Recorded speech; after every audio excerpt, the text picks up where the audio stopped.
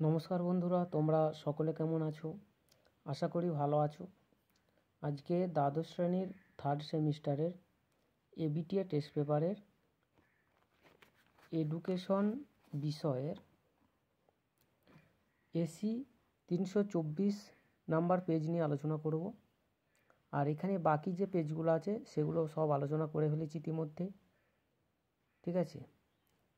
তো সেগুলো তোমরা দেখে নিতে পারো চ্যানেলে গিয়ে। ইংলিশ ভার্সনটাও আলোচনা করেছি। তো যাই হোক, তো এসি 324 নাম্বার পেজের প্রথমের যে প্রশ্নটা আছে,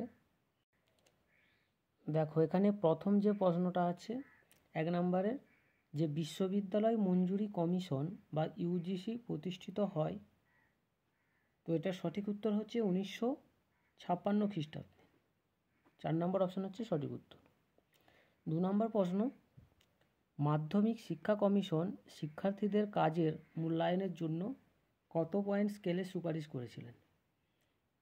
তো মাধ্যমিক শিক্ষা কমিশন শিক্ষার্থীদের কাজের মূল্যায়নের জন্য 5 পয়েন্ট স্কেলে সুপারিশ করেছিলেন। অপশন 3 নম্বর অপশন হচ্ছে সঠিক উত্তর।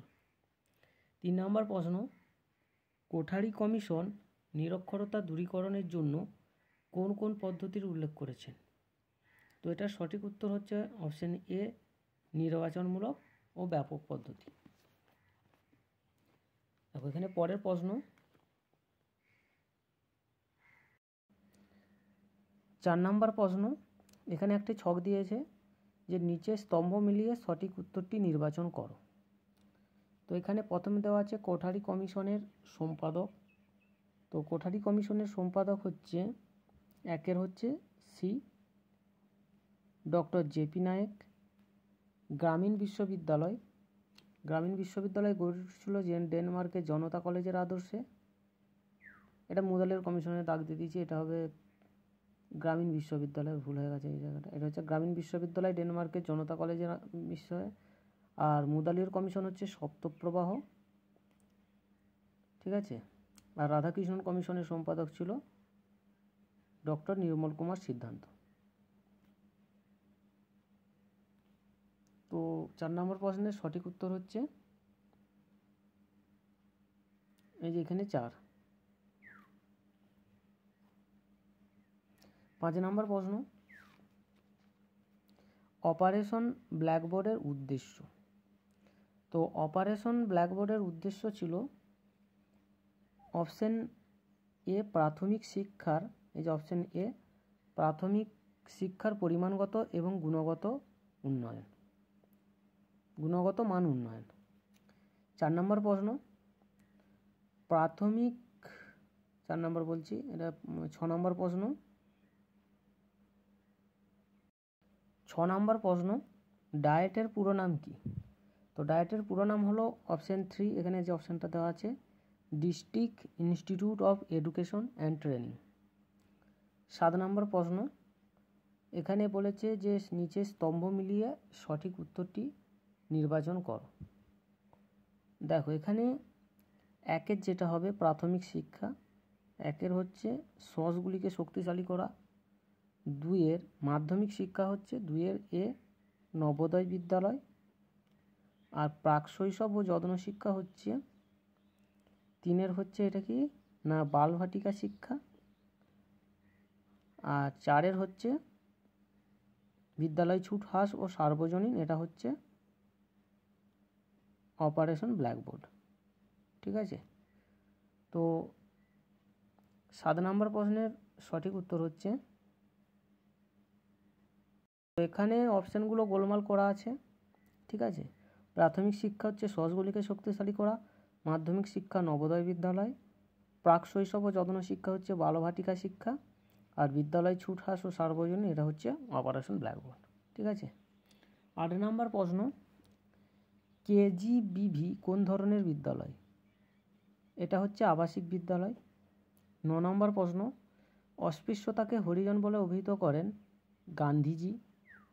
10 নম্বর, মণ্ডল কমিশনের মতে ওবিসিদের প্রকৃত অবস্থা অনেকটা স্যান্ডউইচের জেলির মতো। 11 নম্বর প্রশ্ন, রবীন্দ্রনাথ ব্রহ্মচর্যাশ্রম স্থাপন করেছিলেন উপনিষদের আদর্শে। 12 নম্বর প্রশ্ন, বিবেকানন্দের মতে শিক্ষার লক্ষ্য হচ্ছে অন্তর্নিহিত সত্তার পরিপূর্ণ বিকাশ। এগুলোও আছে, চরিত্র গঠন ও ভ্রাতৃত্ববোধের বিকাশ, আধ্যাত্মিক বিকাশ। হ্যাঁ, ঠিক আছে। তো স্পেশালভাবে এটাকেই আমি ধরছি যে অন্তর্নিহিত সত্তার পরিপূর্ণ বিকাশ, এটার উপর তিনি বেশি ফোকাস করেছিলেন বা বেশি গুরুত্ব দিয়েছিলেন। 13 নম্বর প্রশ্ন, বিবেকানন্দ শিশুর মধ্যে কোন ধরনের শৃঙ্খলা গঠন করার কথা বলেছেন? এটা হবে স্বতঃস্ফূর্ত শৃঙ্খলা। 14 নম্বর প্রশ্ন, গান্ধীজির শিক্ষা পরিকল্পনা প্রকাশিত হয়েছিল হরিজন পত্রিকায়। 15 নম্বর প্রশ্ন, গান্ধীজি কিসের উপর ভিত্তি করে বুনিয়াদী শিক্ষা পরিকল্পনা করেছিলেন? এটা হবে শ্রমের প্রতি মর্যাদা। 16 নম্বর প্রশ্ন, রুশোর এমিল গ্রন্থ কত খ্রিস্টাব্দে প্রকাশিত হয়? অপশন 3 নম্বর অপশন 1762 খ্রিস্টাব্দে।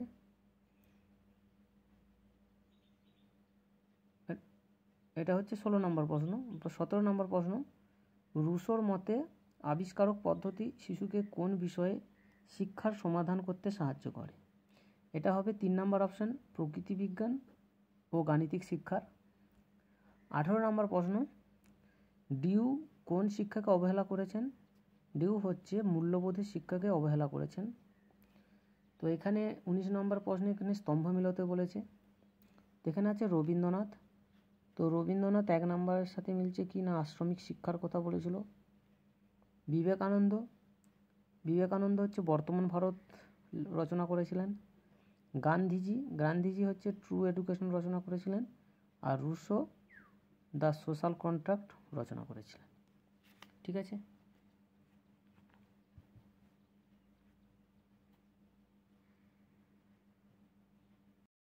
তো 19 নম্বর প্রশ্নের সঠিক উত্তর হচ্ছে অপশন এই যে 2। 20 নম্বর প্রশ্ন, রবীন্দ্রনাথ শিক্ষকদের গুরু বলে অভিহিত করেছেন। 21 নম্বর প্রশ্ন, যে সকল ব্যক্তির আইকিউ 50 থেকে 69 একক তাদের কি বলা হয়? তো যে সকল, এখানে হচ্ছে দুরকম মতবাদ আছে।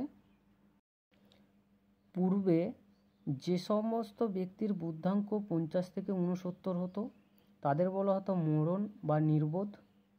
ঠিক আছে, তো নির্বোধটাও বলা যাবে।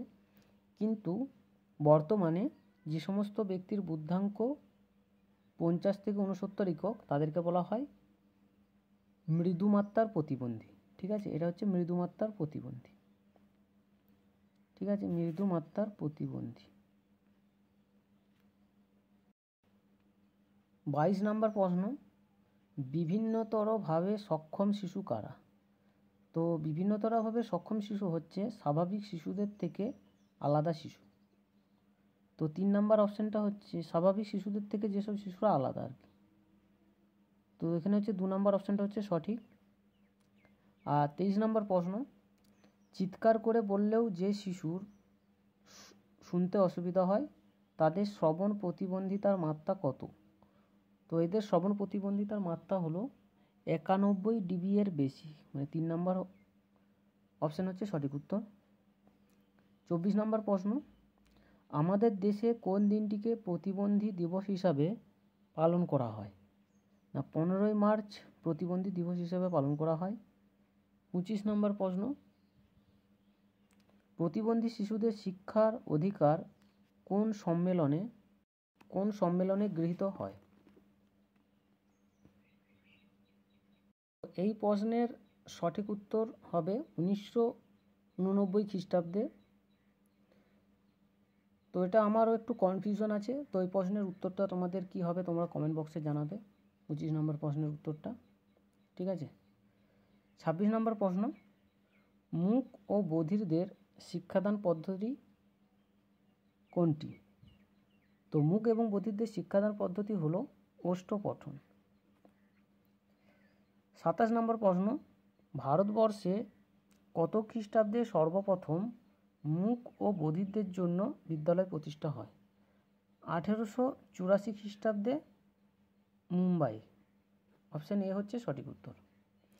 28 নম্বর প্রশ্ন, অন্তর্ভুক্ত শিক্ষার জন্য অন্তর্ভুক্তিমূলক শিক্ষা হবে আর কি, অন্তর্ভুক্ত করেছে। তো যাই হোক, অন্তর্ভুক্ত শিক্ষার জন্য এখানে লেখা আছে পিআইইএফ, এটা পিআইইএফ হবে না, এটা হবে পিআইইডি। পিআইইডির মূল লক্ষ্য কী ছিল না, অন্তর্ভুক্ত শিক্ষার জন্য পিআইইডি এর মূল লক্ষ্য ছিল শিক্ষক প্রশিক্ষণ। 3 নম্বর অপশান হচ্ছে সঠিক উত্তর। 29 নম্বর প্রশ্ন, আইইডি প্রকল্পের সম্পূর্ণ নাম কি? তো আইইডি প্রকল্পের সম্পূর্ণ নাম হলো integrated education for disable. 2 number option হচ্ছে সঠিক উত্তর। 30 নম্বর প্রশ্ন, প্রতিবন্ধীদের জন্য রচিত আইন এর ক্রমবিকাশ নিচের কোনটি? তো এটা সঠিক উত্তর হবে 3 নম্বর বলছি, এটা হবে 4 নম্বর যেটা আছে। প্রথমে হবে আরসিআই, তারপরে হচ্ছে PWD, RPWD, the mental health act. 31 নম্বর প্রশ্ন, ডাকার সম্মেলন অনুষ্ঠিত হয়েছিল কত খ্রিস্টাব্দে? 2000 খ্রিস্টাব্দে। 32 নম্বর প্রশ্ন, আইসিটি এর সম্পূর্ণ নাম কি? Information and communication technology.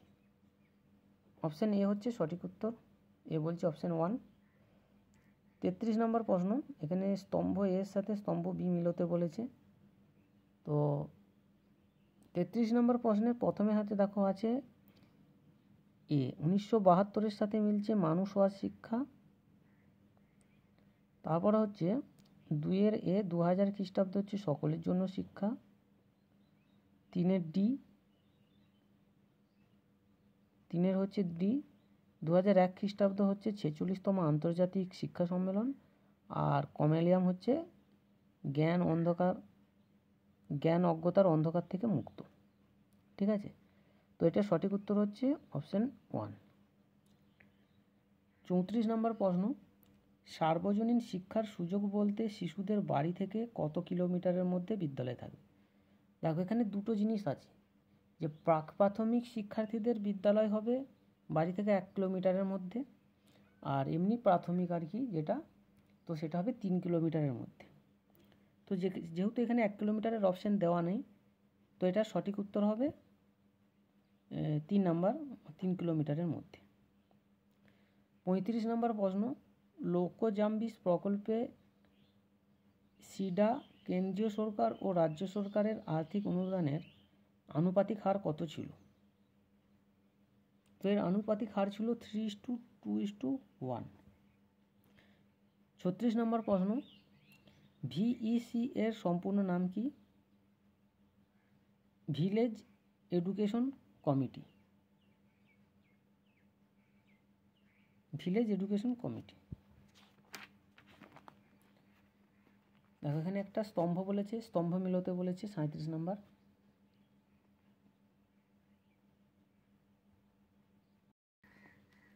দেখো, এখানে হচ্ছে 1-এর হচ্ছে তোমার ডি, 1987 হচ্ছে এসকেপি, 2-এর হচ্ছে 1993 হচ্ছে ডিপিইপি, 1995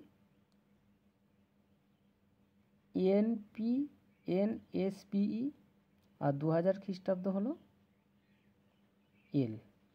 তো 37 নম্বর প্রশ্নের সঠিক উত্তর হলো এই যে 2 নম্বর অপশান। 38 নম্বর প্রশ্ন, কোন মনোবিদ প্রথম ইতিবাচক মনোবিজ্ঞান শব্দটি ব্যবহার করেন? তো ইতিবাচক মনোবিজ্ঞান শব্দটি প্রথম ব্যবহার করেন মার্টিন সেলিগম্যান। যদি বলতো শিক্ষা মনোবিজ্ঞান, ইতিবাচক শিক্ষা মনোবিজ্ঞান, তখন সেক্ষেত্রে হতো আব্রাহাম মাসলো।